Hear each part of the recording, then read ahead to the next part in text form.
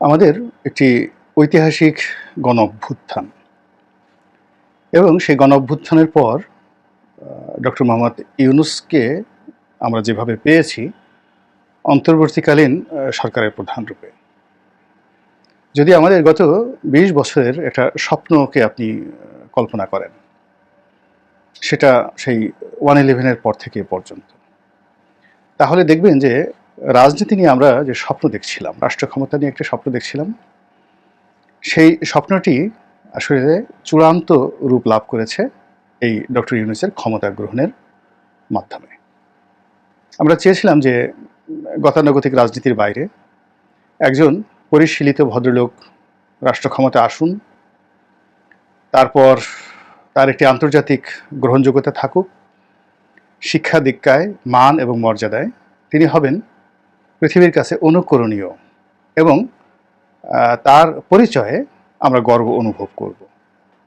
তা আমাদের যে সেই স্বপ্ন, লালিত স্বপ্ন, সেই স্বপ্নের যে মানুষগুলো, নিঃসন্দেহে তাদের মধ্যে ডক্টর ইউনূসের অবস্থান এতটা উপরে যে আপনি যদি ডক্টর ইউনূসকে আন্তর্জাতিক অঙ্গনে ১০০ নম্বর দেন, তাহলে তার সমপর্যায়ের দ্বিতীয় ব্যক্তি নেই যে কিনা ৩০-৩৫ নম্বর পেতে পারেন। তিনি নোবেল লরিয়েট, গ্রামীণ ফোনের প্রতিষ্ঠাতা, তারপর গ্রামীণ ব্যাংকের প্রতিষ্ঠাতা, দেশ বিদেশের অন্তত ২০০ থেকে ২৫০ ডক্টরেট ডিগ্রি এবং অন্যান্য যে সকল সম্মানিত পদ, অনেকগুলো বিশ্ববিদ্যালয়ের চ্যান্সেলর কিংবা প্রেসিডেন্টের যে পদ, এগুলো তিনি বিভিন্ন সময় পেয়েছেন। যুক্তরাষ্ট্র, ইউরোপ থেকে শুরু করে পৃথিবীর অনেক দেশ তাকে সম্মানিত করেছে এবং তিনি যে একজন শ্রেষ্ঠ বাঙালি, শতাব্দীর শ্রেষ্ঠ বাঙালি, সেভাবেই আন্তর্জাতিক অঙ্গন তাকে তুলে ধরেছে। তো এরকম একটা মানুষ রাজ সিংহাসনে বসে আছেন, কে না চাইবে? যে কোনো বাঙালিরই খুশি হওয়া উচিত।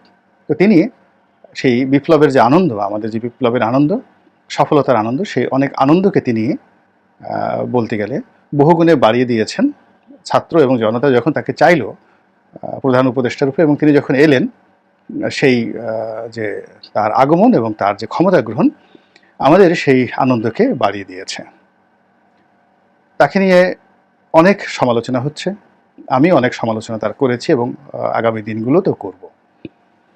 এগুলো করব এই কারণে যে এগুলো তার খুব দরকার। আর দ্বিতীয় কারণ হলো যে তার কাছে আমার কোনো স্বার্থ নেই এবং আল্লাহ যেন কখনো আমাকে অতটা মাহরুম করে না তুলেন যে কেবল ডক্টর ইউনূস নন, প্রধানমন্ত্রীর চেয়ারে আমার জীবদ্দশায় আগামীতে যারা আসবেন তাদের কারোর কাছে যেন আল্লাহ আমার কোনো প্রয়োজন না থাকে। এর ফলে কি হচ্ছে যে আমি আমার যে বিবেক এবং বুদ্ধি, এটি সর্বোচ্চ প্রয়োগ ঘটিয়ে আমি সেই রাজনীতির সমালোচনা করতে পারব। তো ডক্টর মোহাম্মদ ইউনূস ইতিমধ্যে যে ভুলগুলো করেছেন সেগুলো নিয়ে অনেকবার বলেছি। আজকের এই ভিডিওতে আসলে ভুলের কথাও বলবো না, তার সফলতার কথাও বলবো না, শুধুমাত্র বাস্তবতার নিরিখে আন্তর্জাতিক প্রেক্ষাপটে তার জন্য যে সমস্যাগুলো রয়েছে আমার ক্ষুদ্র বুদ্ধিতে, সেই সমস্যাগুলো বলার চেষ্টা করব। এই মুহূর্তে যেটি স্পষ্ট দেখতে পাচ্ছি যে আমেরিকা এবং তার যারা মিত্র, তারা ডক্টর মোহাম্মদ ইউনূসকে খুব আপন করে নিয়েছেন এবং তার ক্ষমতা গ্রহণের সঙ্গে সঙ্গে আমেরিকার একটা বড় প্রতিনিধি দল বাংলাদেশে এসেছে এবং তারা এসেছে বুদ্ধি নিয়ে, পরামর্শ নিয়ে, সমর্থন নিয়ে এবং সঙ্গে বেশ কিছু টাকা, অর্থাৎ ২০ কোটি মার্কিন ডলার, যেটিকে বলা হয় 200 মিলিয়ন ইউএস ডলার, ২০০ মিলিয়ন মার্কিন ডলার, যা ২০ কোটি। এখন আপনি ১১৭ টাকা করে যদি ধরেন, তাহলে এই ২০ কোটি টাকা অনেক টাকা। তো সেই টাকা সরকারকে সাহায্য দেওয়া হবে USAID নামক একটি প্রতিষ্ঠানের মাধ্যমে। এর সঙ্গে সঙ্গে বিশ্বব্যাংক এবং ADB থেকেও বেশ একটা ভালো পরিমাণ অর্থ ঋণ হিসাবে পশ্চিমা বিশ্ব দেওয়ার চেষ্টা করছে ডক্টর মোহাম্মদ ইউনূস যেন ক্ষমতায় থাকতে পারেন এবং তিনি যেন এই মুহূর্তে যে অর্থনৈতিক সংকট রয়েছে রাষ্ট্রে, সেই সংকটগুলো কাটিয়ে উঠতে পারেন। এটি হলো সুসংবাদ।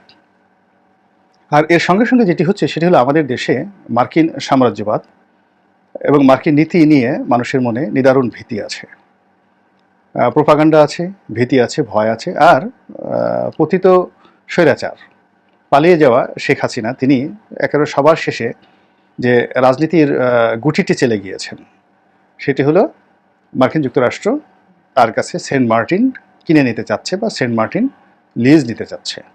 তিনি দিতে রাজি হচ্ছেন না, এই কারণে মূলত তাকে ক্ষমতাচ্যুত করার জন্য মার্কিন প্রশাসন উঠে পড়ে লেগেছে।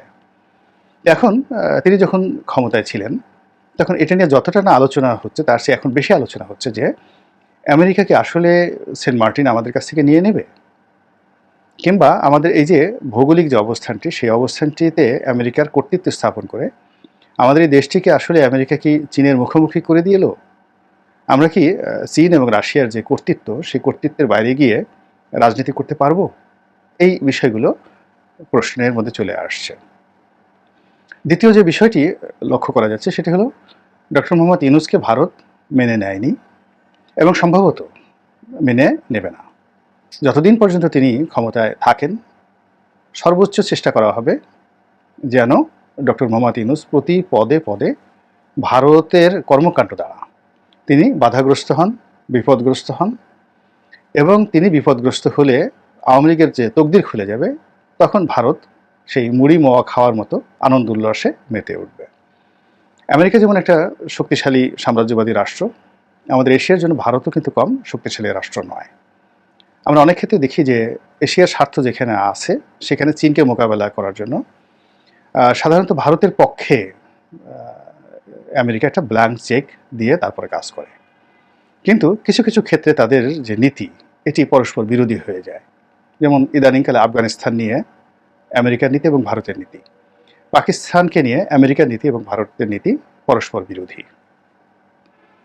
তো এই জিনিসগুলো যদি আপনি মাথায় রাখেন তাহলে দেখতে পাবেন যে এই মুহূর্তে যদি ভারতের বিরোধিতা করে আমেরিকা ডক্টর মোহাম্মদ ইউনূসকে সাহায্য করতে চায়, সহযোগিতা করতে চায়, এবং ভারতকে যদি কৌশলে হ্যান্ডেল করতে না পেরে বা হ্যান্ডেল করতে ব্যর্থ হয়ে আমেরিকার দিকে বেশি ঝুঁকে যায় বর্তমান সরকার, তাহলে দীর্ঘমেয়াদে আমরা একটা বহুমুখী সংকটে পড়ব। এখানে একটা কথা বলে নেওয়া ভালো, খুবই ভালো, সেটি হলো আমেরিকা যাদেরকে বন্ধু হিসেবে গ্রহণ করে তাদের নিজেদের দেশে গণতন্ত্র আছে ঠিকই, কিন্তু এখানে দুই ধরনের বন্ধু। একটা হলো কৌশলগত বন্ধু, যেটি তাদের হচ্ছে ফ্রান্সের সঙ্গে, ইউরোপের গণতান্ত্রিক দেশ ইংল্যান্ডের সঙ্গে, কানাডার সঙ্গে, অস্ট্রেলিয়ার সঙ্গে।